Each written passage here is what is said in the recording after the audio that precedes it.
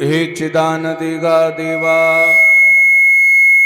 तुझा विसर न व्हावा, गुण गायीन आवडी, हीच माझी सर्व जोडी.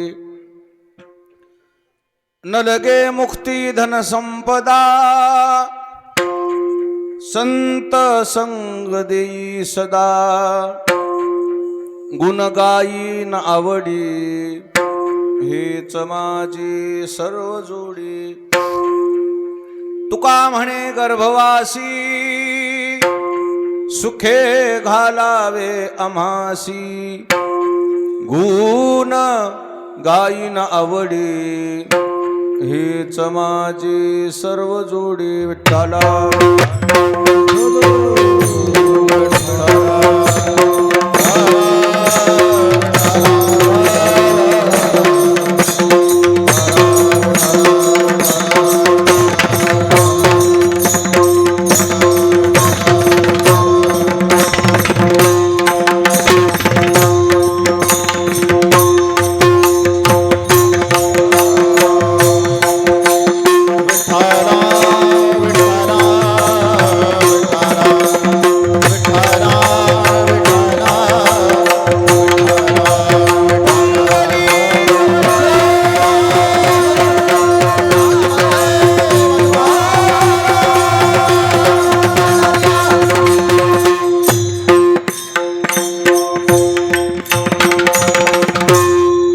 ग्रामदेवत मारुतीराय यांच्या समोर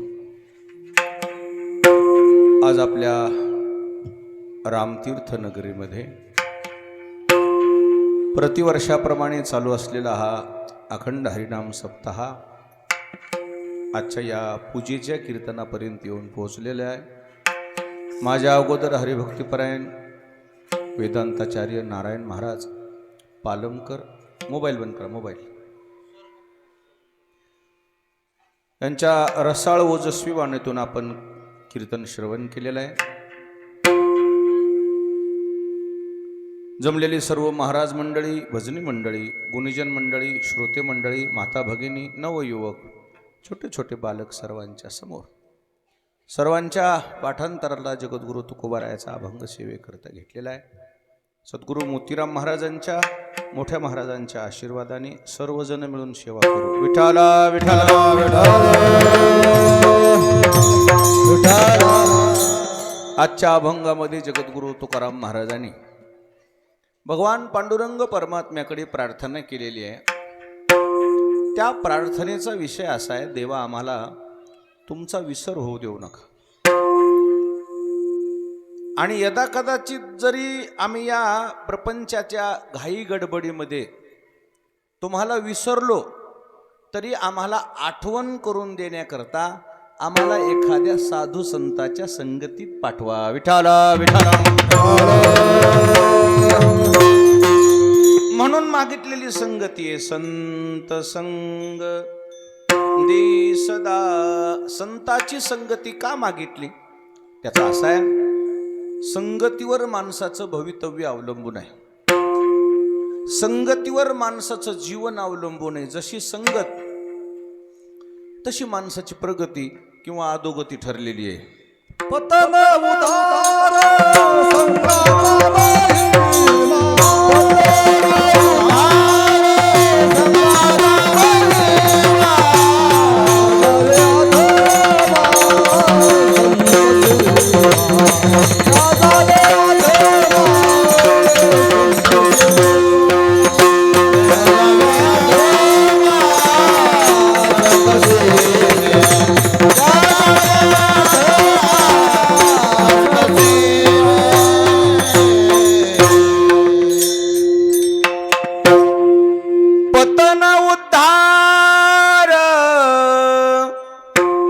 संगाचा महिमा त्यजावे अधमा संत सेवी. जगद्गुरु तुकोबारायाचं म्हणणं आहे, महाराजाचं माणसाचं पतन आणि माणसाचा उद्धार हे कशावर अवलंबून आहे? संगतीवर अवलंबून आहे. म्हणून त्यजावे आधमा, म्हणजे आधमाजवळ जाऊ नये. मग काय करावं?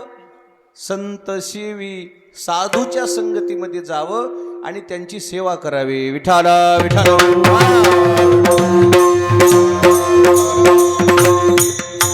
जी माणसं अधोगतीला गेलेत ना, ती माणसं वाईट नाहीयेत. मग त्यांना काय चुकीची लागली? संगत चुकीची लागली. संगत करना बढ़े की तो बढ़त बढ़त बढ़ जाए, संगत करना गधे की तो दो दो लाता खाय. म्हणजे आपल्याला आपली किंमत वाढवायची का कमी करायची, याच्यासाठी आपण कोणाच्या संगतीत जाणं गरजेचं आहे? संतांच्या संगतीत. चांगली चांगली चांगली चांगली चांगली चांगली चांगली माणसं सुद्धा संगतीनं वाया गेलीत. संगतीनं. कशानं वाया गेली? म्हणून आपली लेकरं चांगल्याच्या संगतीत गेले पाहिजे. लेकरू जर चांगल्याच्या संगतीमध्ये गेलं तर त्याला प्रगती व्हायला वेळच लागत नाही, आणि वाईटाच्या संगतीत गेल्यावर त्याला वेळच लागत नाही वाईट व्हायला. किती लोक सांगायचे दाखवायचे तुम्हाला चांगल्याचे लेकरं वाया गेलेत. विठाला विठाला.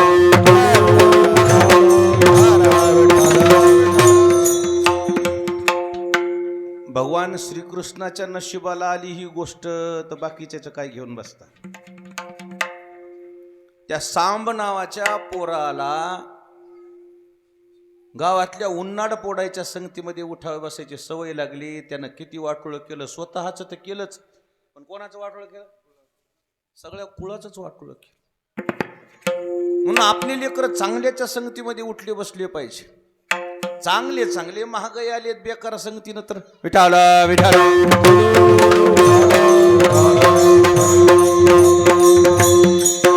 माझ्या पदरचे शब्द आहेत का? बैसता चोरापाशी तैसीच होय बुद्धी, देखताची चिंधी मन धावे. चोराच्या संगतीमध्ये जर एखादा शाहू माणूस जरी गेला तर तिथे गेल्यावर काय होते? वया जाते. कारण ती रोजची बैठकच तशी असते ना एका गावामध्ये. पहिल्या सगळ्या 2-3 सरपंच आहे ना, सगळे बिल उचलू उचलू खाल्ले. ढाब्यावर बसू बसू ढाब्यावर बसू बसू म्हणून बिनविरोध एक माळकरी सरपंच केला. कसा? 6व्या महिन्यात काढली ते ना माळ.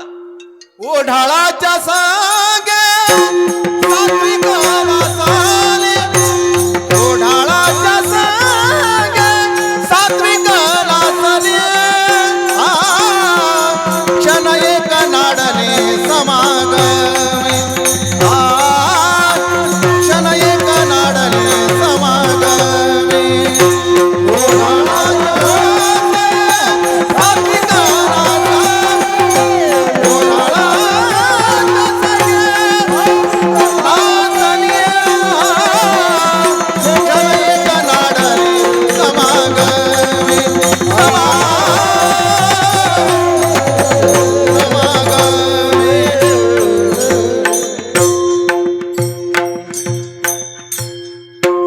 ओढाळाच्या संगे सात्विक नासली, क्षण एक नाडली समागमे. जुन्या काळातला दृष्टांत तुकाराम महाराजांचा. ओढाळ गाय या शब्दाचा आपल्या खेड्यापाड्यात अर्थ आहे जाण्या गाई. कोणत्या गाई? आणि सात्विक गाय म्हणजे ब्राह्मणाला दिलेली गाय. गाय दान देतो ना आपण, गोदान म्हणतात त्याला. ब्राह्मणाला गाय दान दिली एक जणानं. सात्विक गाय, नैवेद्य, पूजा अर्चा, तिची गोसेवा म्हणून त्या ब्राह्मणाने त्याची सेवा करायची. कोणाची? त्या गायची. पण शेवटी कसं आहे, मोकळं जनावर आणि बांधलेलं जनावर फरकच पडतंय. ज्याने गाय अशा ताज्या लट दिसतात, मानन गर्दन एकच होती त्याची. ज्याने गायचं बोलायला मी काय होती? एकच मानन गर्दन. आपण सांभाळलेल्या गाई मरकुड्या, त्याला किती खाऊ घाला ना कशा दिसणार त्या? मरकुड्या. एके दिवशी त्या दोन्ही गायाची भेट झाली. राम राम राम राम. त्या म्हणल्या हो नमस्कार नमस्कार.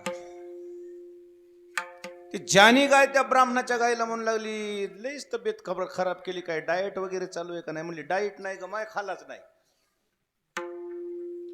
टाकली पेंडी तर खावं, पाजवीला पाणी तर अडचण आहे म्हणली. आम्ही बघ म्हणले कशा ताज्या लट. तुम्हाला काय म्हणले शेंडे शेंडे शेंडे शेंडे खातच निघालात तुम्ही, तुम्हाला काय अडचण आहे? म्हणली किती दिवस बांधून राहणार आहेस? म्हणली चल एकदा आमच्या संग बघ बाहेर हवा का आहे तर. नको बाय म्हणली मी आपली बरी आहे माझ्या जागेवर. म्हणली बघ काय दुनिया चंद्रावर गेली बांधून राहिलीस. म्हणली बघ एकदा बघ आमच्या संग, लय मजा आहे. लावलं नादी तिला. कोणाला? त्या गाईला. आणि मग ती बी गाय माग दाव तोडून दोरी तोडून त्याच्या माग माग माग माग गेली. एका शेतकऱ्याचा ऊस होता गावाच्या भोवताल. जुन्या काळात ऊस दुर्मिळ होते, चरख लावायचे, गुऱ्हाळ लावायचे. एक एकरच ऊस, त्याच्यामध्ये त्या जाण्या गाई शिरल्या. जाण्या गाई शिरल्या की ही सात्विक गाय बी त्याच्या माग माग शिरली. आता त्या जाण्या गाईला नेमकं खायचं कसं माहित होतं ना, रोजचा धंदा होता ना. भादवे भादवे वाडे वाडे खत खत खत खत खत उडी मारून निघून गेली. ही जी सात्विक गाय होती हिला माहीतच नाही ना कसं खायचं. अहो किती खा, कुठं खा, कसं खा, बऱ्याच लोकांना कळत नाही.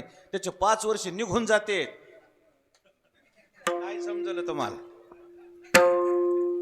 निवडणुकात लागल्या ते म्हणला बाबो माझा तर खर्च निघाला नाही, गरीब असा म्हणले. आता ज्याच्यातले त्या आयडिया असतात, कोणालाही जमत नाही काय खाम. जिनो काम उनो थाय आणि बिजा करे तो गोता खाय. कोणालाही जमत नाही, ज्याचे त्यालाच कामं जमत असतात. त्या जाण्या गाई उडी मारून कुपाटीहून निघून बी गेल्या. ही जी सात्विक गाय आहे त्या जाण्या गाईच्या मागच्या पायानं उपटलेला एक ऊस मुळीकून धडलाय, दाताचा पत्ता नाही, चघळायली, गोडीला लागली. आता हो आले शेतकरी चक्कर करायला, तितक्यात गायतरी वाजलं मध्ये. अरे पोरो जनावरे मध्ये शिरले पोरलं बघितलं गाय आहे म्हणले. कोणाची गाय? म्हणले ब्राह्मणाची. आता हो त्या गाईला धरून जे मारीत कोणाजवळ आणले? आता बामणाला म्हणले असतील का पाया पडू द्या देवा. जे लागले त्याला काही बाई म्हणायला. ब्राह्मणाला वाटलं सगळं गाव इतकं मला डोक्यावर घेते, आज माझा हिनं काय केलाय, अपमान केलाय, हिला नीट करावं लागल म्हणून तिच्या गळ्यामध्ये कायमचं लोडणं पडलं. ओढाळाच्या संगती पाहे क्षणभर गेली या धर्म गाये. त्या क्षणासाठी पाहे लोढणे वाहे निरंतर. विठाला विठाला कायमस्वरूपी ती लोढणं गाळ्यात बांधून कायमस्वरूपी त्या गाईला अडकून पडावं लागलं. एवढं त्या गाईचं नुकसान कशामुळे झालं? कोण्या गाईच्या नादी लागली? जाण्या गायच्या नादी लागली, ओढाळ गायच्या नादी लागली, तिथून नुकसान झालं. म्हणून आपण कोणाच्या सहवासात जायचंय हे स्वतः आपण आपलं ठरवायचंय. विठाला विठाला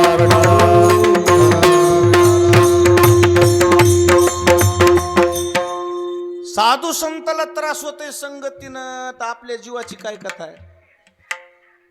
कोणाला त्रास होते? साधू संताला त्रास होते संगतीनं, तर साधू संताची बुद्धी बिघडते, तर सामान्य माणसाचं काय खरं पण असं. एक साधू भारत भ्रमण करायला निघालते होते. भारत भ्रमण आणवानी पायानं भारत फिरायचा म्हणले. सगळे देव धर्म 4 धाम 12 ज्योतिर्लिंग पायी निघाले. नर्मदा परिक्रमाला चाललीत ना आता साधू संत तशी. प्रल्हाद महाराज जाणार आहेत म्हण पुढच्या वर्षी.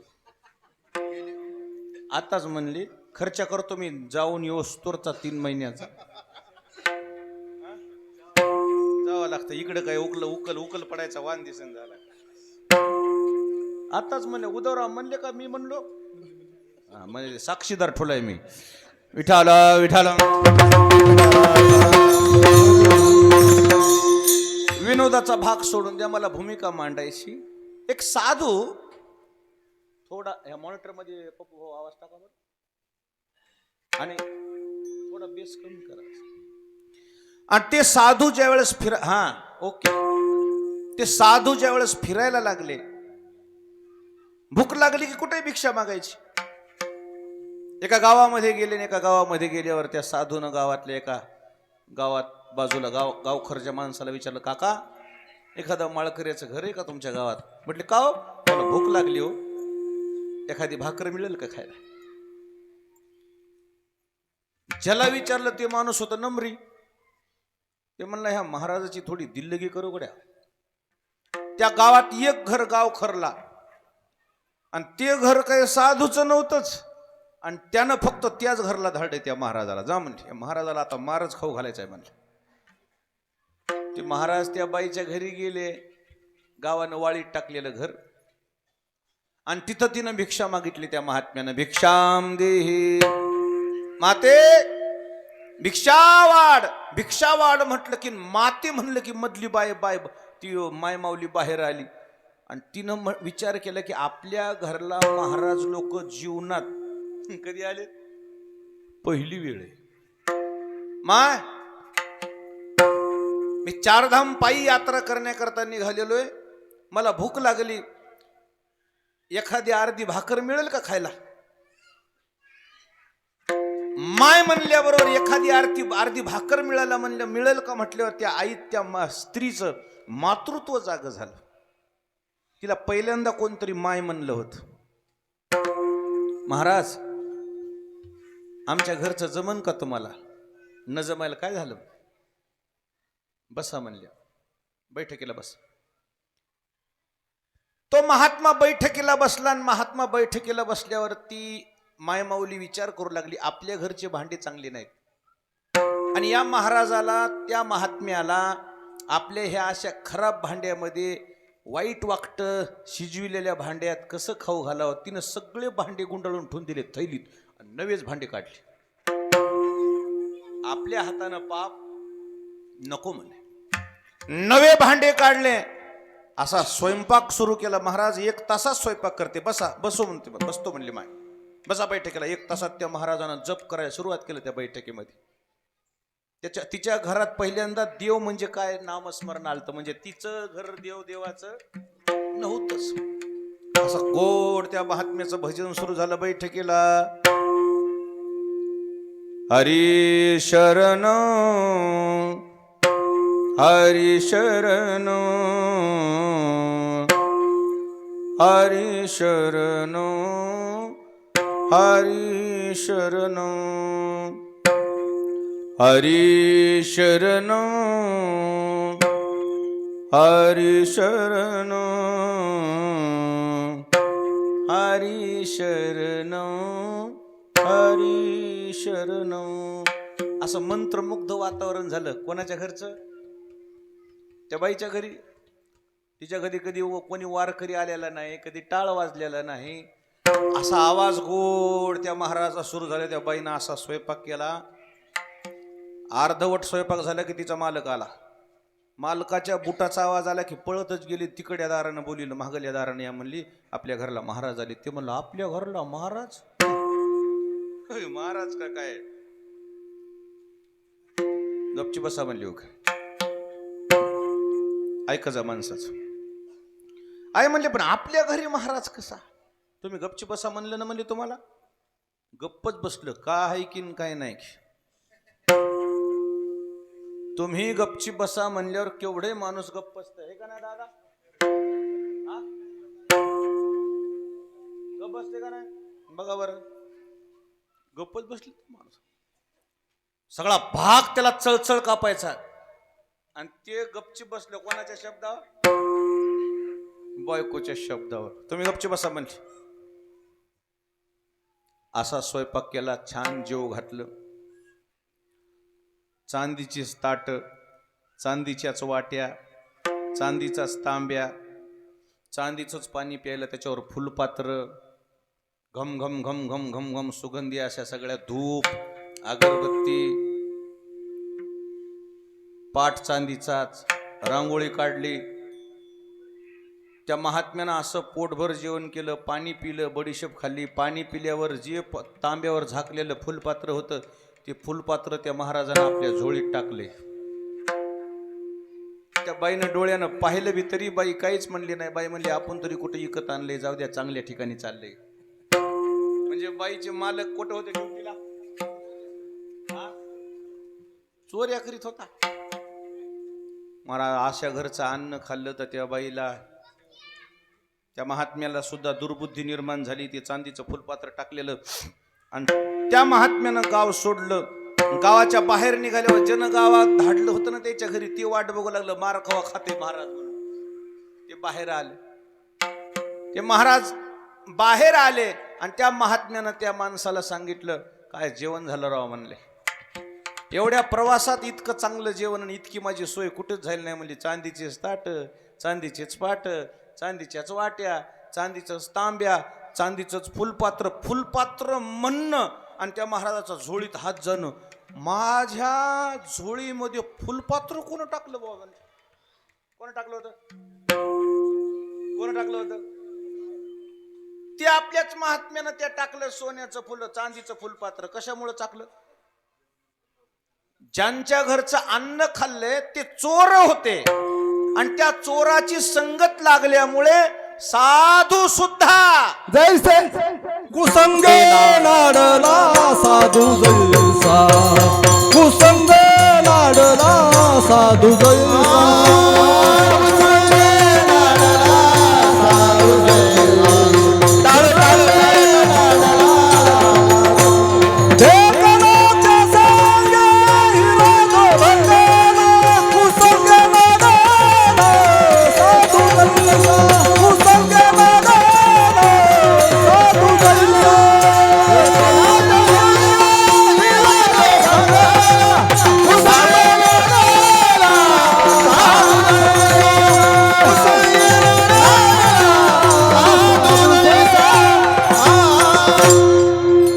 ढेकणाच्या संगे हिरा जो भंगला, कुसंगे नाडीला साधू जैसा. महात्म्याला सुद्धा चोरी करण्याची बुद्धी निर्माण झाली. कारण काय? जैसे खाए अन्न तैसे भावे मन.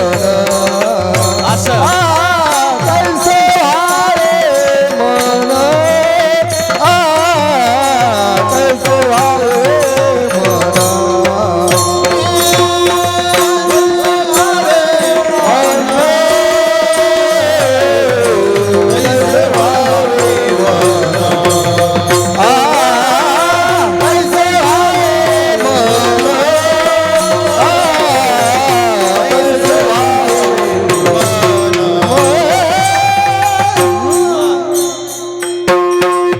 जैसे खावे अन्न तैसे व्हावे मन. ज्या पद्धतीनं आपण संगत केली तसं आपलं मन होते. म्हणून आपल्याला संगत चांगल्याची पाहिजे. साधू संतांच्या संगतीमध्ये गेलेले आजपर्यंत किती लोकांचा उद्धार झाला.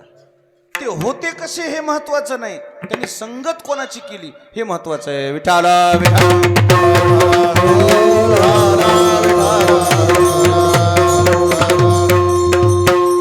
आजपर्यंत सगळ्या साधू संतांनी साधू संतांची संगत का मागितली त्याचं कारणच ते आहे.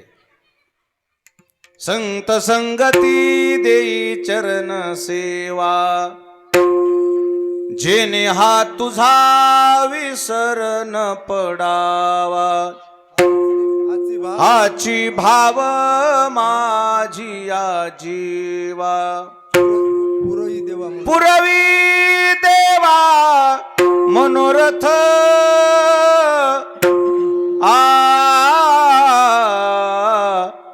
संत संगती देई चरण सेवा.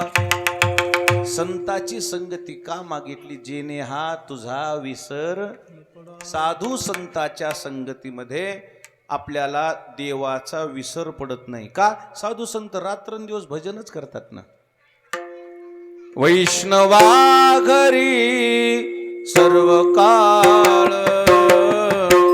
वैष्णवा घरी सर्व काळ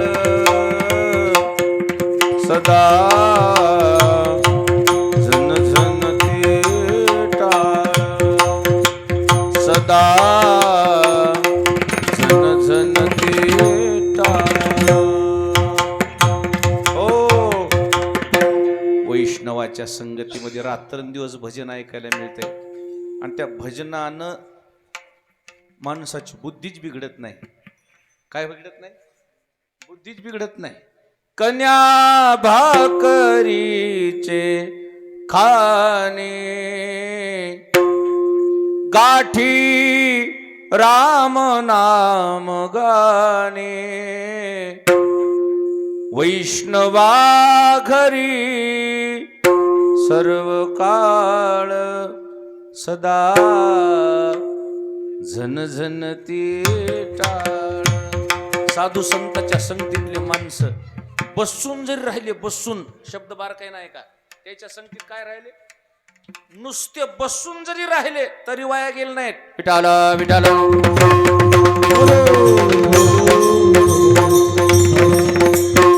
पैठणच्या नाथ महाराजांच्या संगतीमध्ये गावबा नावाचा ग्रस्त काय करायचा, फक्त काय करायचा, पुरणपोळ्या खाणे आणि तुळशीच्या वृंदावनावर पडून राहणे. सुखे मी निजलो गा शून्यम सारोनी परते समाधान. काहीच करायचं नाही, फक्त पुरणपोळी झाली का नाही चक्राच मारायच्या, निवत दाखवायचा, निवत दाखविन झालं आना पद्धतशीर 4-5 पोळ्या खाऊन फराकच महाराजाच्या बाजूला पडून राहायचं. महाराज ग्रंथ लिहायचे, ऐकायचं कानानं, बसून राहायचं महाराजाच्या जवळ, महाराजांना म्हणून दाखवायचं, ऐकायचं, समाधान राहायचं. महाराज त्याचा असर असा झाला, इतका असर झाला गावबा महाराजावर, पोटच्या पोरापेक्षा नाथ महाराजाची कृपा गावबा महाराजावर झाली. हरिपंडितापेक्षा गावबा महाराजाची समाधी मोठी आहे. हरिपंडित चिरंजीव होते, चिरंजीवापेक्षा गावबा महाराजाची समाधी आजही पैठणला मोठी आहे. आणि गावबा महाराज शिकलेले नसताना अशी कृपा केली, भावार्थ रामायण ग्रंथ उर्वरित हात चळचळ कापू लागला, थरथर कापू लागला, म्हणून कोणाला लिहायला लावला, गावबा महाराजाला लिहायला लावला, गावबाला लिहायला लावला. महाराज इतका अधिकार, फक्त गावबा महाराज इतके मोठे व्हायचं कारण काय, शिकलेले होते म्हणून, फक्त संगत होती. जनावराचे सुद्धा संगतीमध्ये परिणाम, जनावरात सुद्धा संगतीत सुधारले तर साधू संतांच्या माणसं सुधारणार नाहीत का, मला सांगा. आमच्या ठाकूरबुवाच्या संगतीमध्ये एक घोडं होतं, त्या घोड्यावर बसून महाराज प्रदक्षिणा वारी करायचे. त्या घोड्याला ज्ञानेश्वरी पारणाची सवय लागली होती. ज्ञानेश्वरीची ओवी सुरू झाली की चलायचं आणि ओवी बंद झाली की बंद उभं राहायचं. ते काय माळेगावचं घोडं नव्हतं. कसं घोडं होतं, ओवीनं चालणं आणि ओवीनं थांबणं, असं घोडं होतं. महाराज ते घोडं थकलं, थकल्यावर ठाकूरबुवाला वाटलं हे बेजारी करेल अर्ध्या रस्त्यात, दुसरं घोडं दिलं एक जणानं, ते घोडं दिलं सोडून, रडू लागलं. वारी चुकली म्हणला माझी, थकलो म्हणून वारी चुकली म्हणलं. वारकरी वारीला आला म्हणून तरी समजावं, नाही तर मेला म्हणून तरी समजावं, माझं काय चुकलंय कोणास ठाऊक म्हणलं. उठलं दुसऱ्या दिवशी घोडं, महाराज गेले की तुर तुर तुर तुर तुर महाग चलायले. एक दिवसानं महाग राहिलं ते घोडं. महाराज दशमीला पंढरपुरात गेले आणि हे एकादशीला सकाळी आलं वाळवंटात. मालक दिसले, स्नानाला आले की किंचाळलं, आवाज त्याचा ऐकू आला की ठाकूरबुवाच्या डोळ्याला धार लागले. पोरो याला वारकरी म्हणतात म्हणले, हे बघा हे कसं आलंय बघा म्हणले. असा पाठीवर हात टाकला, शाबास रे पठ्ठ्या, याला म्हणतात वारकरी. म्हणले की जीव सोडून दिला वाळवंटात. कुठं सोडून दिला जीव? आता त्याची तिथं समाधी आहे पंढरपूरला. कोणाची? घोड्याची. घोड्याला काय सांगावं आता? कुठं समाधी आहे? वाळवंटात समाधी झाली त्या घोड्याची. इतकी ताकद आहे. कशामुळं? फक्त संगत लागली. आणि म्हणून आपल्या जीवनामध्ये संगती महत्वाची आहे. आणि म्हणून या अभंगामध्ये जगद्गुरु तुकोबारायनं परमार्थ सिद्धीला जाण्याकरता संत संग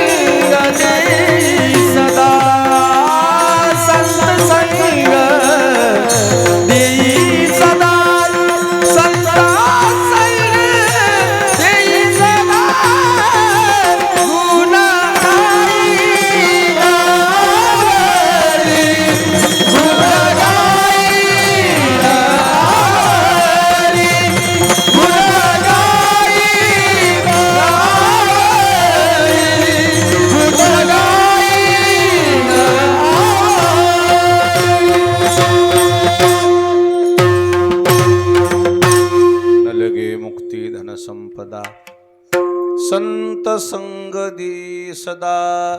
पांडुरंगा आम्हाला संताची संगती द्या. का? त्या संगतीमध्ये जीवाचं कल्याण आहे. आजपर्यंत जे जे जे जे लोक साधू संतांच्या संगतीत गेले त्याच्यामध्ये परिवर्तन झालं. परिवर्तन झालं. हे कोणता तालुका आहे? याच लोहा तालुक्यात कुत्र्याची समाधी आहे. कोणाची समाधी आहे? तुमच्या गावात आहे का? कुत्र्याची समाधी का झाली तिथं? ते कुत्र ह्या कुत्र्यावानी होतं काय? मोकार. त्या कुत्र्याला भजनाची सवय लागली होती. भजनात बसत होतं. ते इमानदार होतं. इमानदारीमुळे त्याची समाधी झाली. गाव पाया पडतंय कोणाच्या? कुत्र्याच्या पाया पडतंय. कारण का? संगतीनं. तुमचं परिवर्तन होतंय मन संगतीनं. म्हणून संगत चांगली पाहिजे. नाही का खेड्यामध्ये शब्द वापरतात, ढवळ्या शेजारी वान नाही म्हणून बांधता का? मग संगत चांगली पाहिजे. आणि म्हणून न लगे मुक्ती धन संपदा संत संगदी सदा. गुण गाई नावडी हीच माझी सर्व जोडी. तुका म्हणे गर्भवासी सुखे घालावे आम्हासी. गुण गाई नावडी हीच माझी सर्व जोडी. विठोबा